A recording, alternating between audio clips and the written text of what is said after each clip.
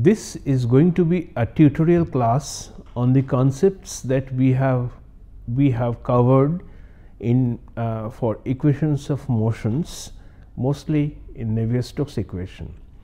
What we have seen in the previous two classes is from the fundamental concepts of derivatives, the different types, the equation of continuity and the equation of motion. We have a comprehensive system right now which could address any of the fluid mechanics problems, at least up to the point of governing equation. The concepts behind choosing the boundary condition will remain unchanged from whatever we have discussed previously. So, just a quick recapitulation of what we have done over here is what you see. This is the equation of motion. When in the equation of motion you add the constant rho and constant mu and equation of continuity, what you get is Navier-Stokes equation. So, this is mass per unit volume multiplied by acceleration. So, this becomes force per unit volume. Similarly, del of P is also force due to pressure per unit volume. This is viscous force per unit volume, and rho g is gravitational force, or the body force per unit volume.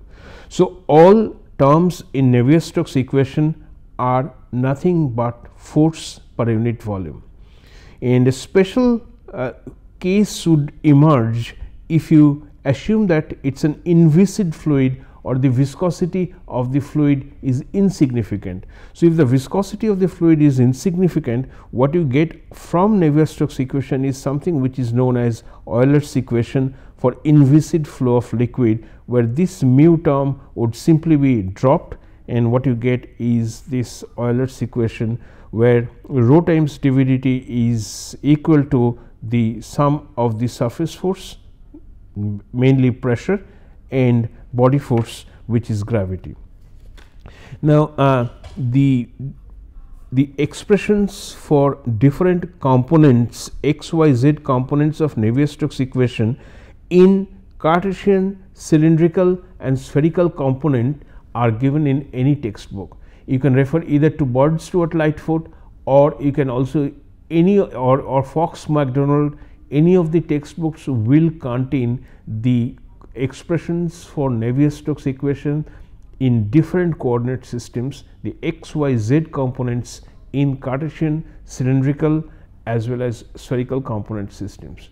So, what you need to do in that is first see what is the what kind of a geometry you have in hand, then accordingly choose whether it is Cartesian, spherical or a cylindrical geometry has to be chosen. Then find out what is the principal direction of motion. If it is one dimensional flow, let us say flow in the z direction, then you choose the z component of equation of motion and simplify the terms which are not relevant for the in that context. If it is flow in two dimensions, then you have to, let us assume you have to analyze both the x component of equation of motion as well as y component of equation of motion, and then see what kind of simplifications you can suggest in order to make the problem, make the set of equations solvable, hopefully by an analytic method. If not, we have to think of other methods, including numerical techniques, to solve such problems. So, the table for these equations would look something like this. So, this is from Bird, Stewart and Lightfoot, and what you see here are the Cartesian coordinate x, y, z. What is the equation of motion? Cylindrical coordinates r, theta and z. What is the r component of equation of motion, theta component of equation of motion, and z component of equation of motion? And in spherical components, r, theta and phi, the different components of motion in three different directions. So, these are available in any standard textbook. This is from Bird, Stewart and Lightfoot. So, what you need to do is, from these 9 equations, first you have to see which equation is going to be relevant in your case. Is this Cartesian, is this cylindrical or spherical? Let us say for the case of flow through the tube. For flow through the tube that we have analyzed so far, the direction of motion of the fluid was in the z direction. So, first of all, in a tube we must choose the Cartesian coordinate system. Once I choose the Cartesian coordinate system, I will also have to choose what is the principal direction of motion, that is the z component. So, in the table that lists the different components of Navier-Stokes equation, I must choose the z component of the cylindrical version of Navier-Stokes equation, because my principal direction is in the z direction, and then cancel the terms which are not relevant. So, I will in this tutorial part of the course, I will pick 3 problems that we have done in our using our shell momentum balance. One where a fluid flows along an incline, it is a freely falling liquid film, that means there is no imposed pressure gradient in the direction of flow. The flow takes place only because of gravity. In the second problem, the one that we have done is where the flow is taking place in a tube and there is a pressure difference as well as the gravity is acting downwards. And the third problem that we will look at is where we have a tube, the flow is from below, the liquid reaches the top of the tube, spills over and starts flowing along the sides of the tube. So, these 3 problems we have put considerable effort in obtaining the difference equation, and from the difference equation the differential equation. We would see, and I am sure all of you would agree with me towards the end of this class, is that the Navier-Stokes equation, the use of Navier-Stokes equation is the way to go for solving the problems of fluid mechanics, solving the problems of fluid flow, the differential fluid analysis of fluid motion. So, we start with the first case where there was flow along an inclined plane, no pressure gradient, only gravity. So, this was the case which we have drawn. This is the plate and I have a flow of liquid. The dimension, this is x direction, this is z direction, and in the y direction the film is assumed to be, the plate is assumed to be really wide. This is the length and the angle is beta. The thickness of the falling film is equal to delta. So, let us see if we can simultaneously find out which equation that we need to choose from this table. First of all, one must see that I have to choose if this is a Cartesian coordinate, cylindrical or a spherical coordinate. So, obviously, it is going to be a Cartesian coordinate system.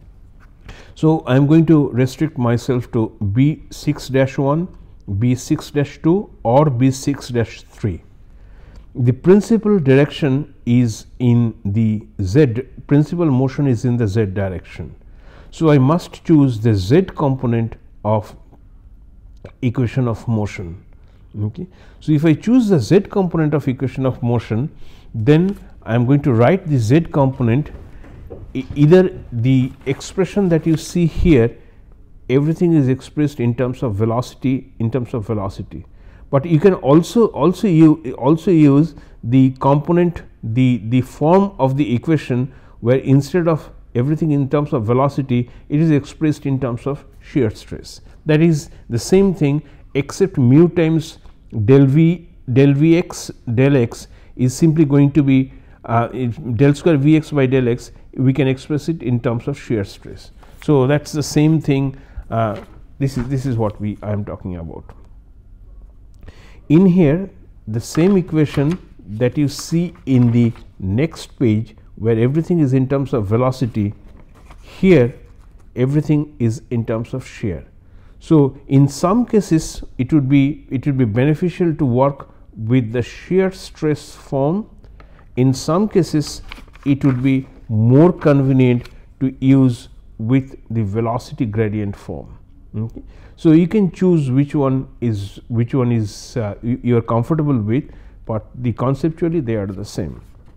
So, I am going to start with, in order to bring parity to what we have done in our previous class while solving this problem, I am going to choose the z component of Navier-Stokes equation in Cartesian coordinate system, and I will use the shear stress form of the equation, because you would remember that the governing equation that we have obtained for that case was in terms of shear stress.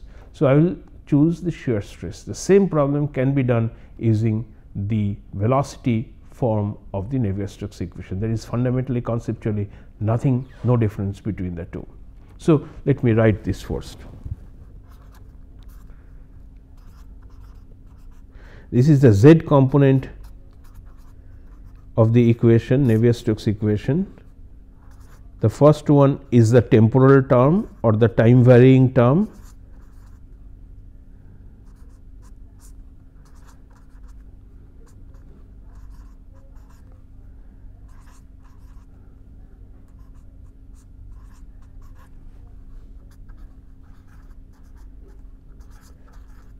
These are the convective part of the momentum transfer.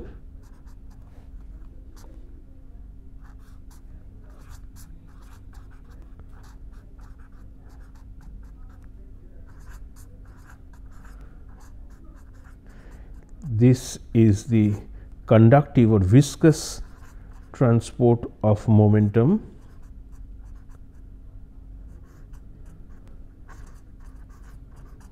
Let us see what these terms are once again. This is the temporal term.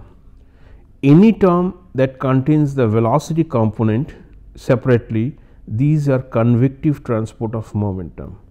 So, the entire left hand side of Navier-Stokes equation is the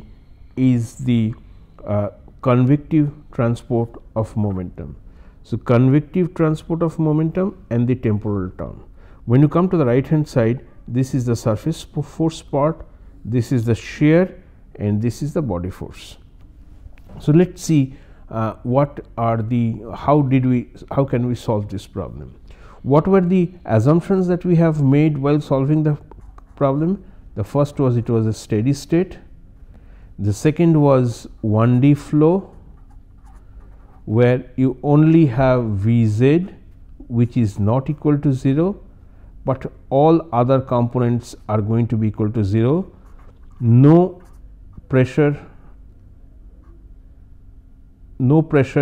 acting on the system, and you only have gravity, which is the component of gravity in this direction. So, the first term would obviously be 0, since the velocity in the z direction is not a function of time. So, the reason for that, I am simply writing SS or steady state. Now, if you look at the second term, the Vx, the x component of velocity, it is not there, because only Vz is non-zero in this case, but both Vx and Vy, both are equal to 0. So, this part is 0, since Vx is 0. Similarly, this is 0, since Vy is 0. However, in the fourth term, Vz is not equal to 0, but equation of continuity, since we are going to also have assumed that it is an incompressible fluid. If this is an incompressible fluid, then what we have is that Vz is a function of z, is not a function of z only. So, Vz, if you look at the figure, is a function of x. Vz is not a function of either y or z. Depending on where the film is located with respect to its distance from the solid wall, the velocity varies. So, the velocity is 0 on the solid liquid interface, that is, at this point the velocity would be 0 and the velocity would progressively rise as we move away from the solid plate. So, therefore, Vz is a function of x, but Vz is not a function of y, Vz is not a function of z, or it is a function of y. So, therefore, del Vz del z, since Vz is not a function of z, this is going to be 0 since Vz is not a function of z. So, what I have then, the entire left hand side is going to be equal to 0. Okay. And then comes this del P del Z. This is a case where no pressure is acting, no applied pressure gradient on the system. So, this would be equal to 0. Okay. So, if this is going to be equal to 0, then what you have in here is then the z component. Now we are going to look at the shear stresses. The z for the z component to be transported in the y direction, there must exist a velocity gradient in the y direction.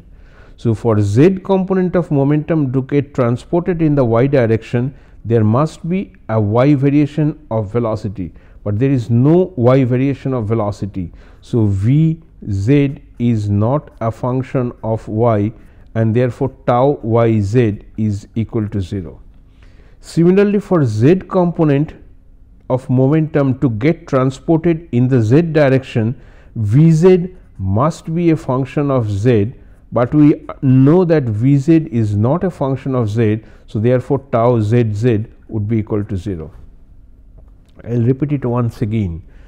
The tau yz represents the transport of z component of momentum in the y direction through viscous means. Now, transport of z momentum in the y direction by viscous means will only happen when there is a variation in Vz with y. So, without the velocity gradient, velocity variation, there cannot be any transport of viscous momentum. But we understand that Vz is not a function of y. So, if Vz is not a function of y, there is no gradient in the y direction, there is no gradient of Vz in the y direction. So, if there is no gradient, then tau yz must be equal to 0. Similarly, when we come about tau zz, in order for z component to have a viscous transport in the z direction, the velocity must vary. But we understand that the velocity in the z direction is not a function of z. So, therefore, tau zz is also equal to 0. Now, we come to this part.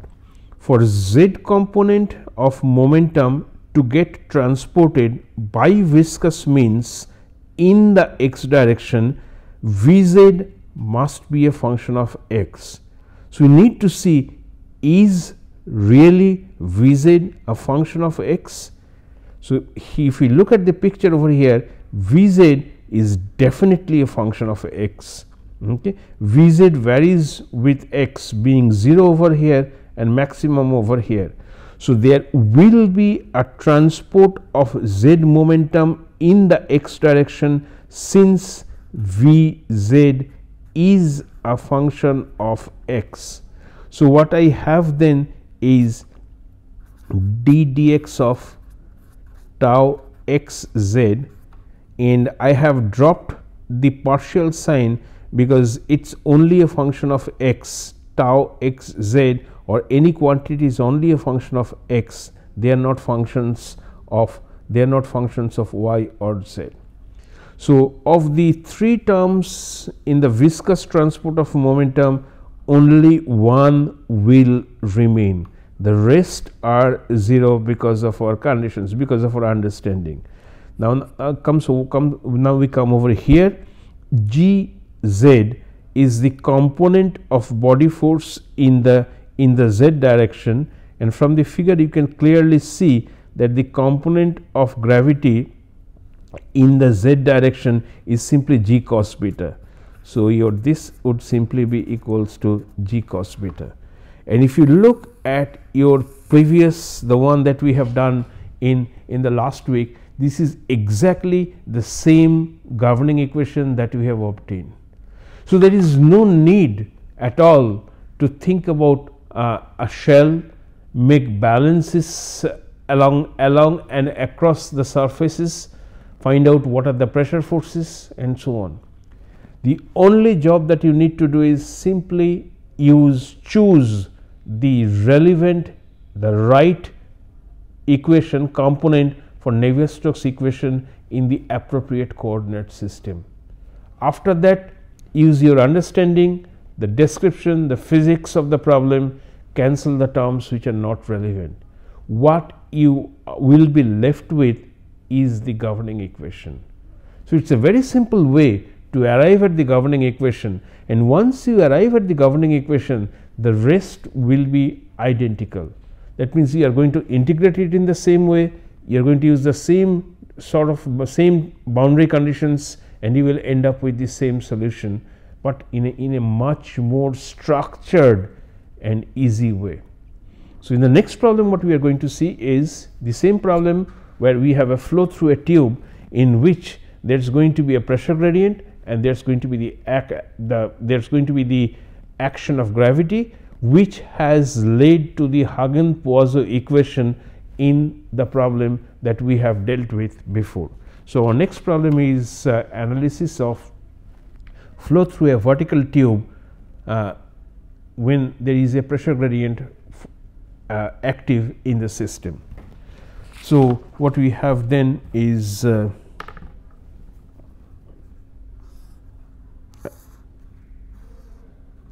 tube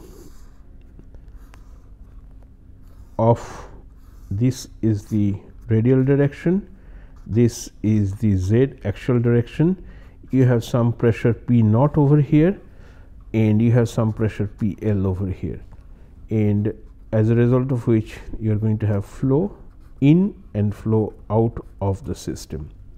If you remember previously, we had to think of a shell like this, and in that shell we have found out what is the amount of liquid coming through the annular top surface, what is the shear stress that is acting inside and so on.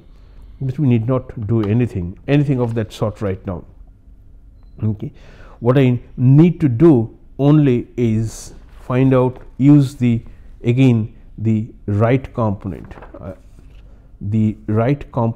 of the equation over here. This is a cylindrical coordinate system problem, r theta z. I am going to choose the cylindrical coordinate. The principal direction of motion is in the z direction. So, I would choose the equation b dot 5-6, which is nothing but the z component of equation of motion in cylindrical coordinates. So, this is the last equation I am going to choose as the starting point to derive the governing equation for this specific problem. Okay. So, I am going to write this equation in first. The equation is nothing but the z component of equation of motion, which from the text would simply tell you rho del v z del t, the temporal term, v r del v z del r plus v theta by r del v theta by del theta plus v z del v z by del z. Since it's a cylindrical coordinate system, the terms are slightly more involved and complicated, but ultimately it wouldn't matter because we would be able to simplify it to a large extent. This is the pressure term, and then what I have over here is the viscous transport of momentum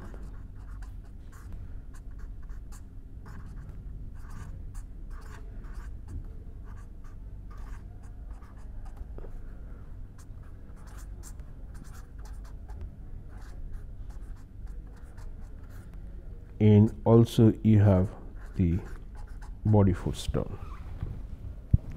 Now I'll write this as term 1, 2, 3, 4, 5, 6, 7, 8 and 9.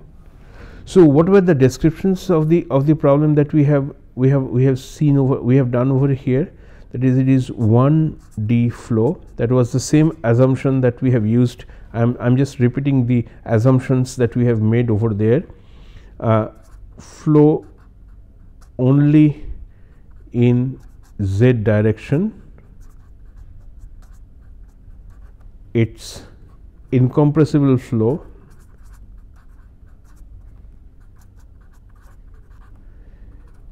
Vz is not equal to 0 and Vz is a function of r. Vz is not a function of theta or of z, and all the other components Vr and V theta would be equal to 0. So these were the basic assumptions that we have made in solving the previous problem. In the another one which I missed is it's a steady state condition. Okay. So we would like to see whether or not it's what happens to term 1 over here. Will it remain in the governing equation, or I can cancel it? If you look at term 1 and see steady state, so term 1 has to be equal to 0 since it's a steady state problem. What about term 2? Term 2 is this term, and if you look here, it would simply tell you that term 2 would also be equal to 0 since your Vr is equal to 0. About term 3, the same thing, term 3 would also be equal to 0. This is my term 3 since V theta is equal to 0. Term 4, Vz is not 0, but del Vz del Z is 0, because since Vz is not a function of Z. Okay. So this is 0 since Vz is not a function of Z. So the entire left hand side of the expression is 0. The temporal and the convective transport of momentum for this specific problem is going to be equal to 0. Now what about term 5? The variation of pressure with Z. I know that the pressure over here is P naught, the pressure over here is PL. So 5 is not equal to 0. There is a pressure gradient that acts on the system. Now the remaining is the Z component gets transported in r direction is the significance of tau r Z. So in order for Z component to get transported in the r direction, there must be variation in Vz with r. Do we have variation of Z in r? Let's see over here. The velocity Vz is a function of r. So obviously the velocity varies with r, and therefore tau r Z is non-zero and cannot be neglected from this equation. So this is not going to be equal to 0. But how about Z component getting transported in the theta direction?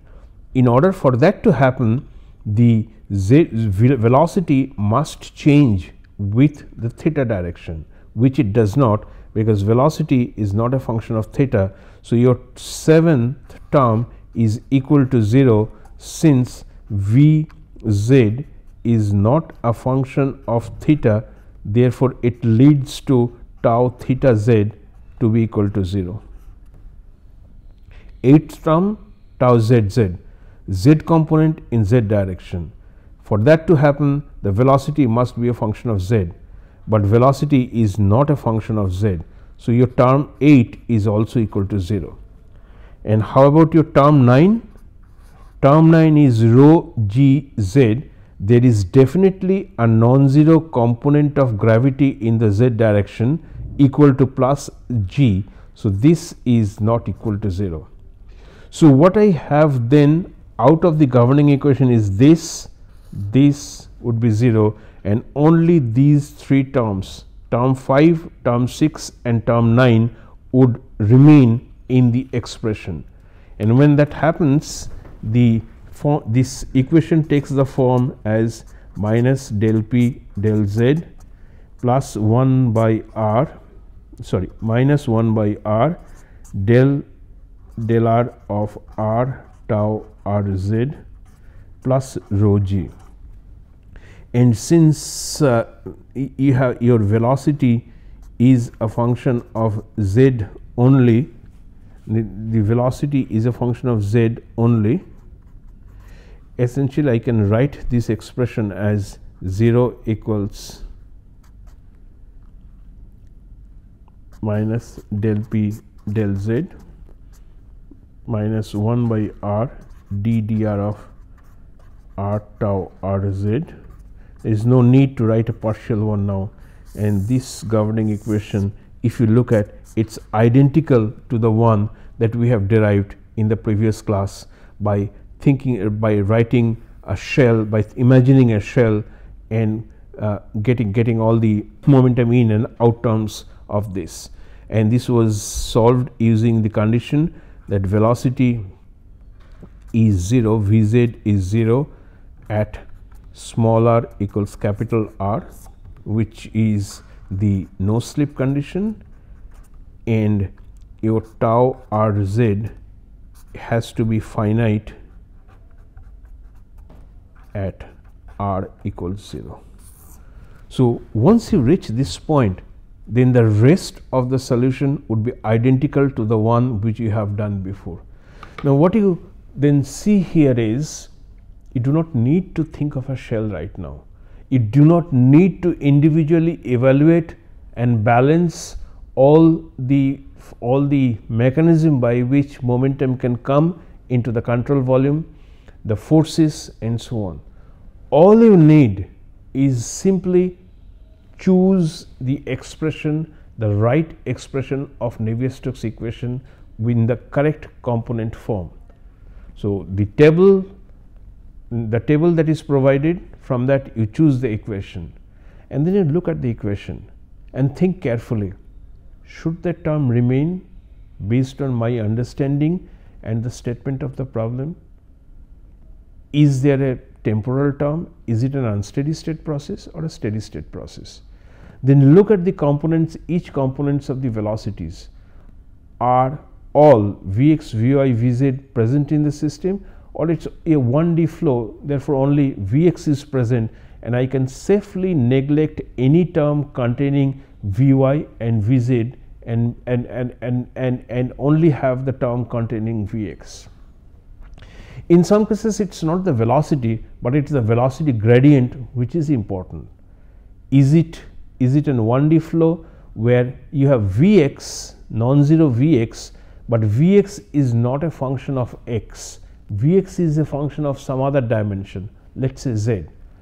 So, Vx may not be 0, but del Vx del x is 0. Therefore, the term which is Vx del Vx del x, that term would be equal to 0. So, what you would see in most of the cases, most of the simple problems, the entire left hand side of the Navier-Stokes equation, which represents convective transport of momentum, can be set to 0. And then you come to the right hand side. The first term is the pressure gradient term. Is there any imposed pressure in the system? If not, then that term can also be dropped.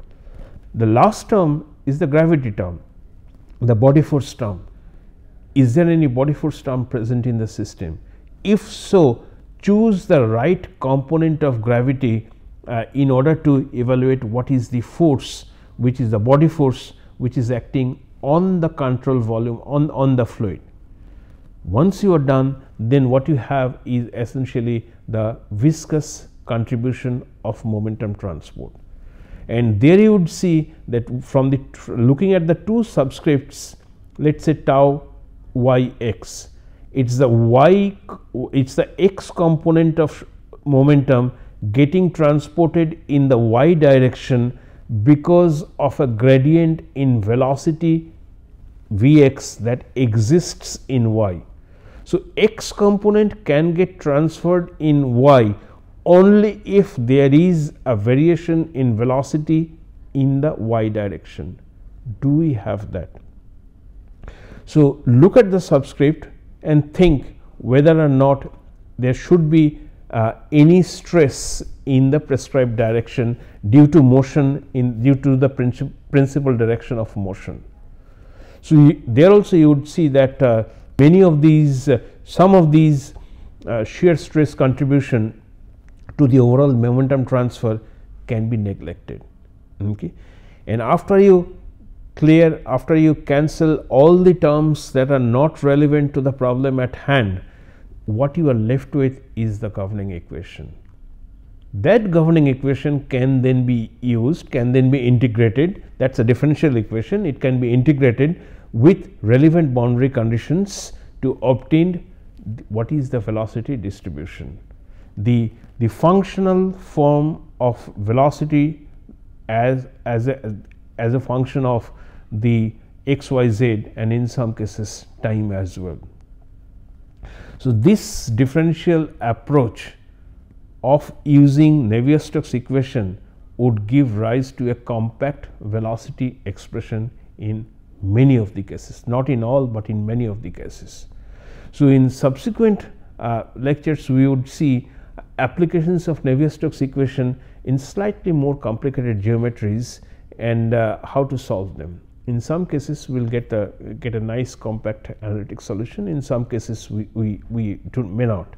But the concept behind the Navier-Stokes equation and the ease of using Navier-Stokes equation to obtain the governing equation for a given flow condition will always supersede any other method, especially the shell momentum balance. That is all I wanted to convey in this lecture. Thank you.